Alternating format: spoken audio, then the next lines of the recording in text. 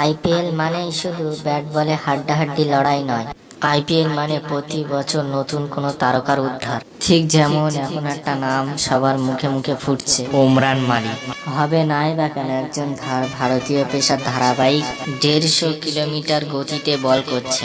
গতিতে পরাস্ত হতে হচ্ছে বিদেশি ফাস্ট বোলারদের। এমনটা খুব কমই দেখেছে ভারতের সমর্থকরা।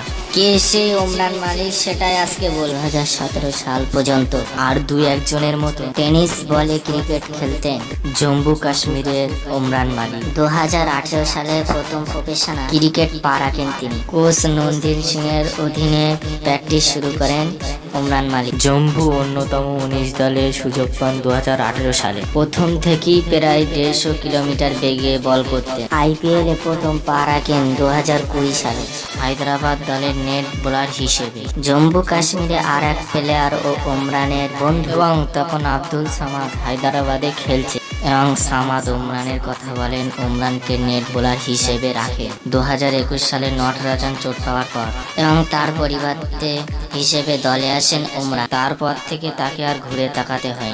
রীতিমতন বল হাতে ধরিয়ে দিচ্ছেন বড় বড় দাপট ব্যাটসম্যানদের। আশা করি ভিডিওটি খুবই ভালো লেগেছে। আমার চ্যানেলে নতুন হয়ে থাকলে চ্যানেলটি সাবস্ক্রাইব করে দিয়ে পাশে